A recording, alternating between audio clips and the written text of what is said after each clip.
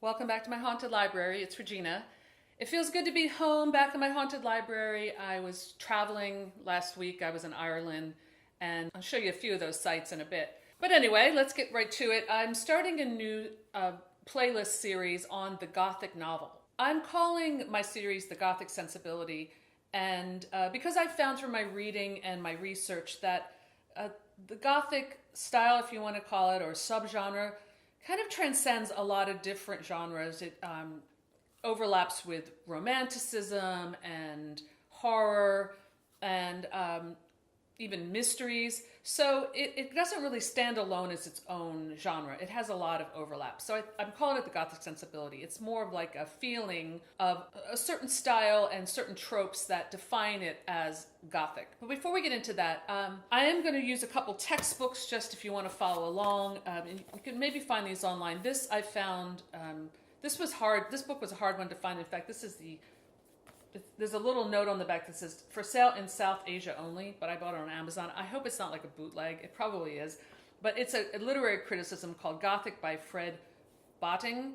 The hardback copy of this was like in the hundreds. So this was about, I don't know, $20 on Amazon. And I've started reading it. It's pretty dry, but you know, that's what you get with literary criticism. And then the other critical book I'm reading, which is a little more fun, is called Gothic 400 Years of, I don't have the copy with me, but it's called Gothic 400 Years of Excess, Horror, Evil, and Ruin by Richard Davenport Hines. I've read that book before when it came out back in the 90s, so I'm going to be revisiting that.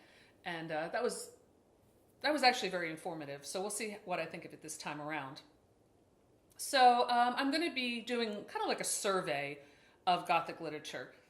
So before we get into it, I wanted to give a brief definition of the term Gothic. Now, I'm not a historian, but from my research, the word Gothic derives from the Goths, that were the Germanic tribes that brought down the fall of Rome in around 400 AD. And so this term Goth and Gothic was not considered a positive kind of term. That's where the word Goth came from. And then Gothic then refers to Gothic architecture, which was a style that was developed in France in the 1200s, where the Roman arch, which was more of a rounded arch, gave way to this very pointed arch in cathedral architecture. So you see these buildings like the wonderful cathedrals of Notre Dame and Chartres Cathedral in France, where these pointed spires and arches just became higher and higher and higher and higher. Just like any type of architectural style, it did fall out of favor. And I'm not really sure when it was first referred to as Gothic. It was kind of a pejorative term against, something that wasn't Roman or Romanesque was Gothic, meaning ugly, meaning barbaric, perhaps tasteless. Then we flash forward to centuries later in 1764. Horace Walpole wrote this book called The Castle of Otranto. It's a novel, and in kind of a, almost like a Blair Witch Project type of marketing scheme, he claimed that it was this old medieval text from Italy that was found in some ancient library, and it was all about this castle and this damsel in distress and this evil tyrant, and the Gothic novel was born. So this is my copy from Easton Press I got last year, and it's beautiful leather-bound illustrated copy. And I read this. It's really, really fun.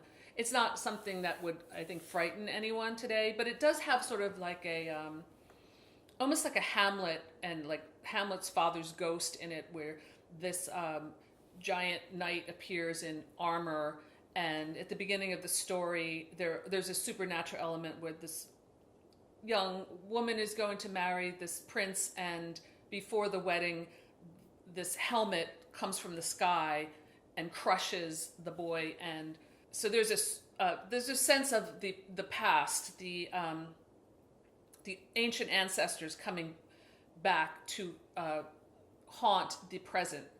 And then the king decides that he'll marry the damsel, even though he's already married to someone else. and he kind of is, is extremely abusive to his wife, and the damsel escapes through this hidden passageway, and then there's this other love interest, and it's more like a romantic kind of story.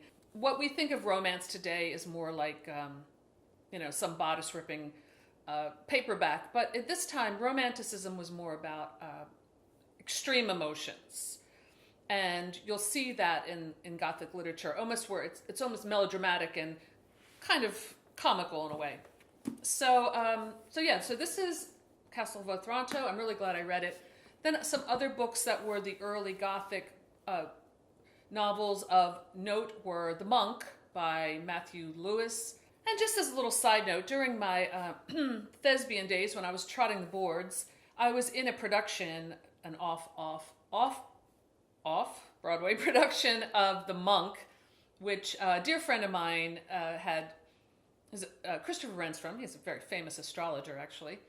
He adapted The Monk into a fabulous play that I was luckily part of, and I played this character called the Bleeding Nun as well. It was like an ensemble cast. I played a couple different characters, but that was kind of my standout role. And we performed it in this kind of Gothic setting. It was in this old church basement in the Lower East Side of Manhattan. So that was quite a few years ago, but just a little trivia. But I've never read the novel. I'm looking for a copy. I have it on my Kindle, but I would love to get a nice leather-bound copy and kind of have an entire Gothic section in my library. But we'll see. Oh, Toby Huss, who is kind of a pretty well-known actor, played the lead. He played the monk in this play. And a dear friend of mine was also in it. So we really had a good time doing this show. This was back in 1990 when I was a wee lass. Anyway, by the end of The Monk, the monk is broken many of his vows. Let's just put it that way. So it's an extremely transgressive novel. And then there's also books by Anne Radcliffe, whom I've never read. She's also on my Kindle. I have a feeling they're going to be very boring. I don't know why, but I just do. But I should read it first. I'm going to, as part of this whole series, I'm going to read The Monk. I'm going to read a little bit of Anne Radcliffe. The next century, you had the Romantic writers, the poets, Wordsworth and Byron and Shelley, who gained inspiration from these crumbling edifices and looking at the past. And Mary Shelley's Frankenstein, of course, is a novel, a horror novel. It has a science fiction. Then the wonderful Bronte sisters, and I love their books. I just finished reading a beautiful leather-bound copy of Wuthering Heights by Emily Bronte.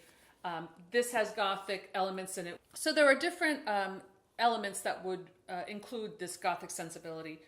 And but one trope that you see recurring is the idea of the crumbling edifice, the old mansion or old castle. Maybe it started in the early works as like a medieval castle. Then later you see the haunted house. In all those Gothic novelettes from the 70s that I collect and love, there's always the damsel running away from the haunted house or the castle. And so this is definitely one of the major elements or tropes of Gothic literature. So this is what Fred Boating has to say about that. This is from his work, Gothic. The major locus of Gothic plots, the castle, was gloomingly predominant in early Gothic fiction. Decaying, bleak, and full of hidden passageways, the castle was linked to other medieval edifices, abbeys, churches, and graveyards especially, that, in their general ruinous states, harked back to a feudal past associated with barbarity, superstition, and fear.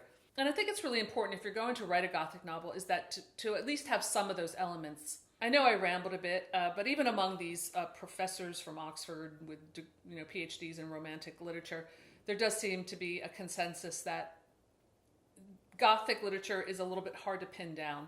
So it's going to be fun exploring it, kind of like traveling through some secret passageway in an old castle. Like the Romantics, I also find inspiration from crumbling edifices and old homes, and I think that's part of the Gothic sensibility, and I'm going to try exploring that a little bit. Like, what is it about that those of us who are into it find so appealing and inspiring?